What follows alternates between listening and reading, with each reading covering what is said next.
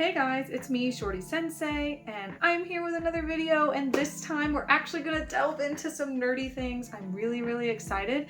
Today we're gonna talk about Webtoons, and if you don't know what a Webtoon is, don't worry, I'm gonna explain that to you, explain why you should be reading these, and if it's gonna be your thing. And I picked 12 of what I think are the greatest Webtoons, especially for beginners to read. Let's get started.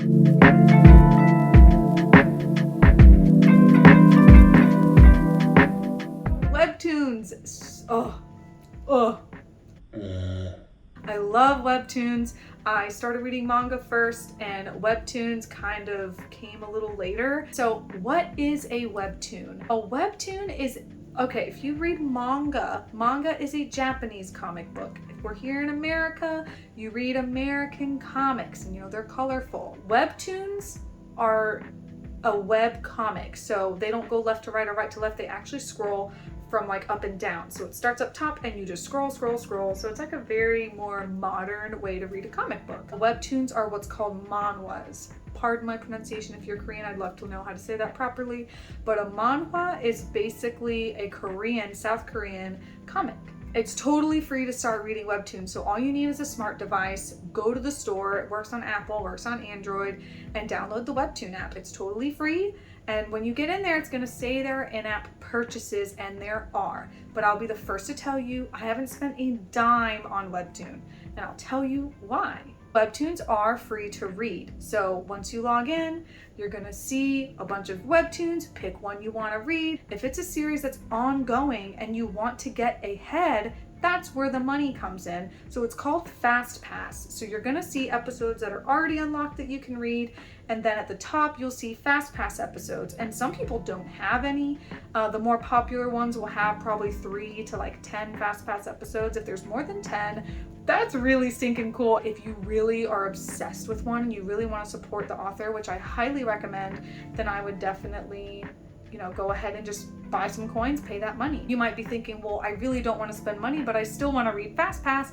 There's a solution for that. What's really cool about Webtoon is they know not everyone can afford it. Webtoon will do events probably once a month, encouraging you to read some of the newer titles that are coming out on originals, and they will give you free coins for reading them. So basically you log into the app, it sometimes will have a pop-up window and say, hey, you can get free coins by doing this. Thank you, Webtoon, for thinking of those broke people out there. I'm not broke, I'm stingy. I save my money. So now that you know what a Webtoon is, you've downloaded your app, you're looking, and there are so many options. I picked some Webtoons that I feel are very approachable and kind of for anyone. I've got some romance, action, comedy, drama, all the stuff you would watch on Netflix, just in a Webtoon. Without further ado, we're gonna go ahead and get started. We're gonna start with a newer title today. This one is kind of fresh. It's The Greatest Estate Developer. So this one is so exciting. I love it. It's not something I normally read, especially given the title. But I liked his hair. I know that's stupid, but I was like, his hair looks really cool. He looks like he's got charisma. When civil engineering student Soo-ho Kim falls asleep reading a fantasy novel, he wakes up as a character in the book. Soo-ho is now in the body of Lloyd Frontera, a lazy noble who loves to drink and whose family is in a mountain of debt. Using his engineering knowledge, Soo-ho designs inventions to avert the terrible future that lies in wait for him. With the help of a giant hamster, a knight, and the world's magic, can Soo-ho dig his new family out of debt and build a better future? It's as crazy as it sounds. It's obviously someone gets sucked into another world. That's a very common trope, but I just love this one. It's listed as fantasy, but I think it's actually more comedy. And since he has read the book, he knows what happens to Lloyd in the book, and it's not good. So now that he's Lloyd, he's kind of like, well, I want Lloyd to have a better future, and I think I know how to do it. Like, what are you going to do in a world when all you are is an engineer? You're going to build houses or build new things for people and engineer things to bring that old school world like into the future. So it's just really funny how he does it and the friendships he makes along the way. It's, again, in its early stages, but it is so funny. It's definitely my mood booster and I love it. The next Webtoon we're going to get into is a comedy called The Hip Guy. I do not know how to pronounce Korean names. I'm going to do the best I can. So here's the summary of The Hip Guy. 27-year-old Gayun Song has everything that money can buy. but she can't rest until her athleisure company is the best in the industry. That's why she hires Chan Guak to model her new leggings line for men. Chan has the perfect butt, but is it perfect enough to meet Gayun's high standards? After social media interactions have people thinking they're dating, Gayun begins to question, even though Chan's not her type, could she end up falling for him anyway? It is listed as a comedy. There's definitely some romance in there, and I'd say some drama as well. I like that she's older. A lot of webtoons tend to be based on like high school kids, sometimes even middle school, and it's really cool to have something with a female protagonist that's like a CEO. Excuse me.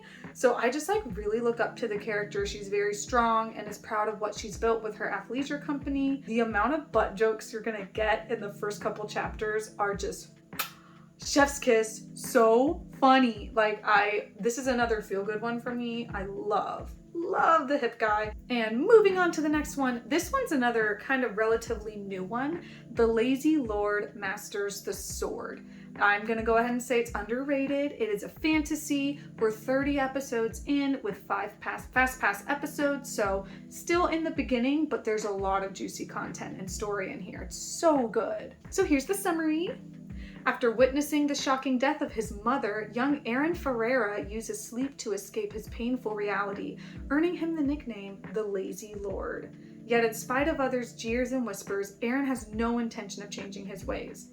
But when he awakens one day from a dream about a mysterious swordsman, his life's trajectory takes a complete turn. This is going to be kind of like a coming-of-age underdog story. This kid is just depressed after losing his mother. He is lazy, so lazy that he doesn't leave his bed. Like, it's really sad. Like, I feel like people really do this in their grief. It's amazing to watch him when he finally decides to come out of it. He's inspired by this man in his dream wielding a sword, and he's like, I'm gonna do it. He gets this very obsessive mindset of, I'm gonna learn the sword. And in that obsessiveness, he gets a little socially awkward and has to navigate people because he's literally been holed up his entire life. So it's really cool to watch Aaron grow. So you should definitely read Lazy Lord Masters the Sword. Super underrated, still new. Get on the hype train before it takes off. All right, and the next one, this has to be one of my favorites. I wish there were like a million episodes. Well, it kind of feels like a million. This is Let's Play. It is mainly a romance. I'd say there's definitely a side of comedy and drama in there. It's very, very funny. Let's Play has 158 episodes right now and 3 fast pass at the time of recording. Lots of views on this one. This one's very popular. So if you're wanting to read things and talk about them with other people, if you have Webtoon nerd friends, they've read Let's Play. The summary of Let's Play is she's young, single, about to achieve her dream of creating incredible video games, but then life throws her a 1-2 punch. A popular streamer gives her her first game a scathing review. Even worse, she finds out that the same troublesome critic is now her new neighbor. A funny, sexy, and all too real story about gaming, memes, and social anxiety. Come for the plot, stay for the doggo. I have to say, like, that's the best summary of it. Our main character, Sam or Samara, she is a female gamer and she's made her own video game, Ruminate, a YouTuber, and what it doesn't say in the summary is it's one of her favorite YouTubers. She really looks up to him. He trashed her game. So she is just devastated and she's like, whatever, I guess I'm just not gonna make games. But once he moves in next door, lots of things happen. There's a huge cast of characters in this one. Think like Friends or How I Met Your Mother or New Girl. There's like a lot of characters. They all kind of intersect in some ways and it's really cool to see how they all grow. I really like to get to know all the characters. It is not just about Samara and all the things going on with the YouTuber. You'll see episodes just about her friends. I think there's an episode just about her dog and it's so funny. She actually has a dog that's part corgi and so I resonate with that a lot and he's so cute. Bowser, of course, Bowser. Let's Play is an awesome one to read if you're a gamer, you like romance, you like comedy, drama, and even if you're not really in it for the romance, there's way more than that to the story. So it is really cool. I think the romance is awesome. The male characters in this one are just fab. Let's Play is definitely one of my favorites, and I think Let's Play was my first webtoon, so I think that is what got me into it. All right, this next one, it is up there. It has to be, I think my favorite webtoon. It's hard to say because we're still kind of in the beginning of the story. It moves really slow. It's a slow burn. But the storytelling, oh my God. It is a fantasy, I'd say, with undertones of drama and a little bit of romance. It's so beautifully written. It is a masterpiece. The artwork is gorgeous. They translated it so well. There's nothing mistranslated. They really nailed this kind of verbiage that you would use like in the old times, like royalty would use.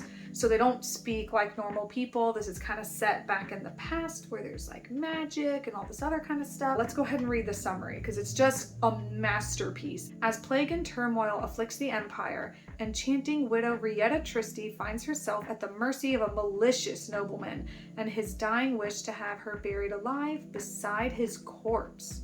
The plague has taken her husband, slave traders have taken her young child, and now her own life is at risk until an unexpected visit from the empire's outcast prince changes everything. This outcast prince comes and takes her, and without spoiling too much, I'll say this outcast prince has a bad reputation, but his reputation is not correct. This thing is like poetic. It is beautiful. It is just, it's so good to read. Y'all have to trust me here. Like Wind on a Dry Branch is like the most quality webtoon I've ever read. And moving on, we've got Phase. It is a romance. This is also one of the first webtoons I read. I read season 1 and it is now on hiatus till season 2. So we're on episode 67. If you didn't notice the music symbol, webtoons actually sometimes have music and that's really cool. This one has wonderful music. Here's the summary of Phase. Min is unique. Plagued by debts, misfortune, and a troubled past, her life has been anything but normal. When she has the opportunity to earn a great deal of money, $50 million to be exact, she would be a fool to refuse. Despite the odd conditions, she takes a chance with Shu, the handsome, irritating billionaire who can change her life. Can she keep her secrets close to her chest, or will she ruin them both? This is listed as a romance, but I would go ahead and say drama, and there are powers at work. They have cell phones, they have technology, but there is magic at play here, some kind of power at play. This one is definitely a cliffhanger type of webtoon. And the end of the first season, I actually really loved the cliffhanger they gave us. It was a classy cliffhanger. Like, it gave you information that we've been just begging for. And now I'm just really excited for season 2. I really like Phase. I can't say much about it without spoiling it. But if you like steamy romance, you like guys with tattoos that are strong, muscly, and quiet and reserved, and fiery redheads like Min, you're gonna love it. All right, moving on. We've got one that's a totally different genre that I normally don't go for. Purple Hyacinth is a mystery webtoon. Purple Hyacinth is probably one of the other top webtoons I've read. It's definitely up there in my favorites. Season 3 just started. We're on episode 109 and there are 5 Fast Pass episodes. There's music in this one as well that is very good. I think the creator actually does their own music too. This is a double creator. There's 2 people working on it. They are hilarious and so fun to follow on Instagram. They love to tease their fans. Her ability to detect lies has made her an outstanding officer of the law, despite being haunted by her inability to save the one she loved from a gruesome fate many years ago. Now she uses her powerful gift to defend the defenseless at any cost, even if it means teaming up with a deadly assassin to fight evil in a world gone mad. Our main character, Lauren, she can tell when anyone is lying. So in the comic, you're gonna be seeing text, and if it's in red, she knows that person is telling a lie. So that's really cool for her, but nobody knows that she has this power. She comes across a dastardly handsome assassin named Kieran. I cannot say much without spoiling it. The music is so good. There are actually some really, really funny moments, some fan servicey moments. I just think this is an all-around fantastic webtoon. Cliffhangers galore. Luckily, the 3rd season has just started, so if you want to get in there, you can. Just know that the authors are evil. Anyway, gotta read Purple Hyacinth. If you're a mystery person and like to solve, crime mysteries, you're gonna love this. And moving on to a fantasy called The Remarried Empress. This one is very, very popular on Webtoon. 2.4 million subscribers and 215 million views. So we have 101 episodes. We're on season 2 and there are 5 Fast Pass episodes. It says it's labeled a fantasy, but definitely a little bit of romance in there as well. I feel like I love this one because it's someone who's a little bit older. They're not in high school. Navir Eli Trovi was an empress perfect in every way, intelligent, courageous, and socially adept. She was kind to her subjects and devoted to her husband. Navir was perfectly content to live the rest of her days as the wise empress of the Eastern Empire. That is, until her husband brought home a mistress and demanded a divorce. I accept this divorce and I request an approval of my remarriage. In a shocking twist, Navir remarries another emperor and retains her title and childhood dream as empress. But just how did everything unfold? I know it seems like in there they gave away the ending, but the actual first episode of this webtoon is the future. It's set in the future. You see her at court, her husband's divorcing her, she's in court, and she's like, I'm getting remarried. Who needs you? So yeah, I just think it's really cool that she's so powerful and just so sure of herself. She's like, yeah, I'm getting remarried. After we see that a divorce is going to happen, we go back into the past and we see everything leading up to the divorce. So you see her just doing her normal duties and bringing the girl in and how that works.